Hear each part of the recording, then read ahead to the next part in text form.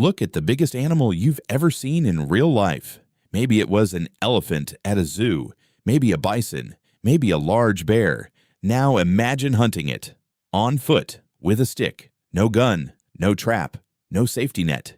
Just you, a sharpened piece of bone, and a creature that weighs 6 tons and could crush you without noticing. That's what early humans did, routinely, successfully, for tens of thousands of years. And the more archaeologists dig into the evidence, the more they realize these weren't desperate acts of survival. They were precision operations, planned weeks in advance, executed by teams of specialists who understood animal psychology, terrain, and physics better than most people alive today. This is the story of how small, physically weak humans became the most effective large animal hunters this planet has ever seen. Let's start with the obvious problem. A woolly mammoth stood 13 feet tall at the shoulder. It weighed up to 14,000 pounds. Its tusks were 12 feet long and curved like hooks. One swipe could throw a human 30 feet through the air. A modern African elephant, which is smaller than a woolly mammoth, kills around 500 people per year. And those people have guns, vehicles, and radios. Ancient humans had none of that. So the first question isn't how did they hunt mammoths? The first question is, why did they even try? The answer is caloric math. One adult mammoth provided roughly 2,000 pounds of meat. That's enough calories to feed a group of 25 people for an entire month. The fat alone, which was critical in an Ice Age winter, could sustain a family for weeks. Hunting a mammoth wasn't an act of bravery, it was an act of logistics. If you could pull it off, your entire community survived the winter. If you couldn't, you didn't. So they figured out how to pull it off. And what they came up with changed the course of human history. The first thing you need to understand is that ancient humans didn't hunt like predators. They hunted like engineers.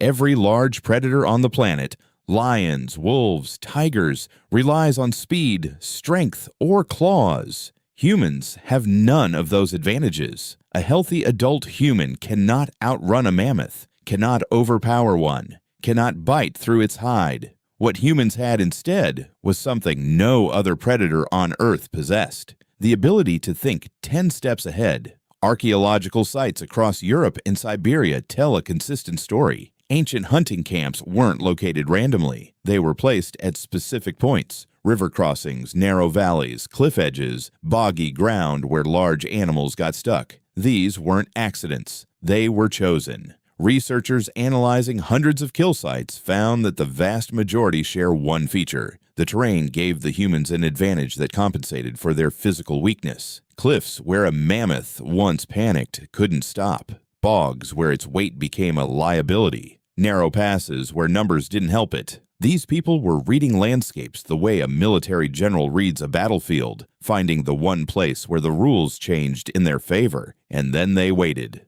sometimes for days, until the right animal came to the right spot.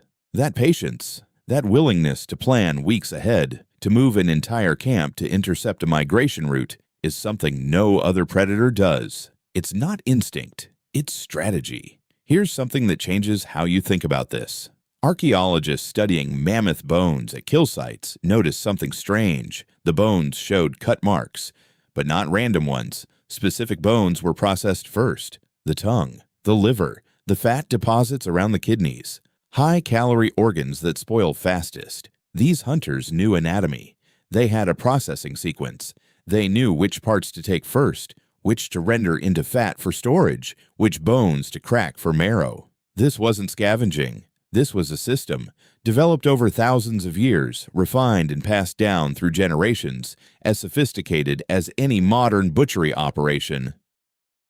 Now let's talk about the weapons, because this is where archaeology completely rewrote the story. For most of the 20th century, the assumption was simple. Ancient hunters used crude stone-tipped spears. Heavy, short-range, one-shot weapons that required getting close enough to touch the animal. Getting close to a mammoth means getting close enough to be killed by one. So researchers assumed ancient hunts were chaotic, dangerous, and mostly failed. Then they started finding the actual weapons. At sites across Europe, researchers discovered a technology that changed everything: the atlatl. A spear-throwing device that used leverage to multiply the force and distance of a throw. A spear thrown by hand travels about 30 miles per hour and reaches maybe 20 meters with accuracy. A spear thrown with an atlatl travels over 90 miles per hour and reaches 100 meters with accuracy. That's the difference between a weapon and a safe weapon. With an atlatl, a hunter could stand 100 meters from a mammoth and put a spear through its hide with enough force to penetrate vital organs,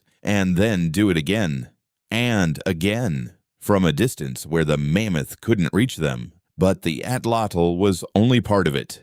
The spear points themselves were engineering marvels. Researchers analyzing Clovis points, the signature stone tools of Ice Age hunters, found something remarkable. The flaking pattern used to create them required removing specific flakes in a precise sequence. One mistake, and the entire point shattered. Experimental archaeologists trying to replicate them found it took years of practice to achieve consistent results. These weren't tools anyone could make. They were products of specialists, people who spent years mastering a craft, the same way a modern machinist masters a lathe. The hunters weren't just physically capable, they were supported by an entire manufacturing economy, toolmakers, hide tanners, bone workers, a division of labor as real as anything in a modern factory. Here's the part that stops modern military strategists cold. Ancient hunters didn't just use terrain and weapons, they used psychology.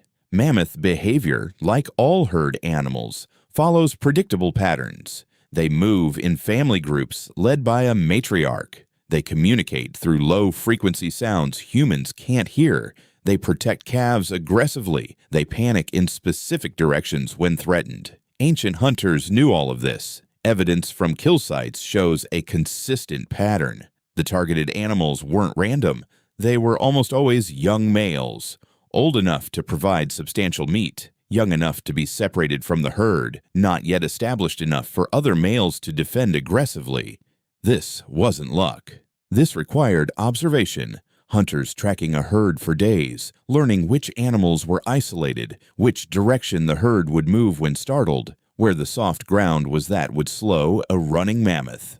And then the coordination required to execute, multiple hunters approaching from different directions simultaneously. Noisemakers driving the animal toward the prepared ground, others waiting at the kill point. All without modern communication, just prearranged signals, practiced roles, and trust built over years of hunting together. Modern wildlife biologists studying elephant behavior say that replicating this kind of coordinated hunt with contemporary tools would be extremely difficult. The level of behavioral knowledge required is comparable to a specialist wildlife manager with decades of experience. These ancient hunters had that knowledge, built not from books or degrees, but from a lifetime of observation passed down through generations, each adding new understanding to what came before. The hunt itself might last 2 days. The planning behind it, the accumulated knowledge of terrain, animal behavior, weapon making, and team coordination took thousands of years to develop. And it worked, consistently enough that human populations expanded across every continent on Earth, following the megafauna as they went. There's one more piece of this story that doesn't get told enough. The giants didn't disappear because of climate change alone. For decades, the accepted explanation for the extinction of woolly mammoths, giant ground sloths, cave bears, and dozens of other megafauna species was simple. The Ice Age ended, the climate warmed, and the animals couldn't adapt. It's a clean story. It lets humans off the hook, but the timing doesn't work. Megafauna had survived multiple previous warming periods over millions of years. They had adapted to climate shifts before. What was different about this one? The answer arrived in continent after continent, following the same pattern. In North America, the megafauna extinctions happened within 1,000 years of humans arriving. In Australia, within a few thousand years of human arrival. In New Zealand, where humans arrived only 800 years ago, the giant moa birds were gone within 200 years. Wherever humans went, the giants followed them into extinction, not because humans were destructive for destruction's sake, but because the math didn't work in the animal's favor. A mammoth reaches reproductive maturity at around 14 years old. It produces one calf every 4 to 5 years. A small group of humans hunting just a few animals per year, not even aggressively, could reduce a mammoth population faster than it could reproduce. The hunters weren't trying to cause an extinction, they were just feeding their families. But the cumulative effect of thousands of skilled hunters across hundreds of generations was the disappearance of almost every large animal on Earth. The same intelligence that allowed ancient humans to survive the Ice Age, the planning, the coordination, the accumulated knowledge, made them the most effective predators the planet had ever seen. Too effective in the end for the giants to survive. There's a reason the world you live in has no mammoths, no giant ground sloths, no cave lions. Your ancestors were very, very good at what they did. The spear your ancestor threw 50,000 years ago is still echoing. Subscribe. Next week, we go deeper into what those ancestors left behind and what it tells us about who we are today.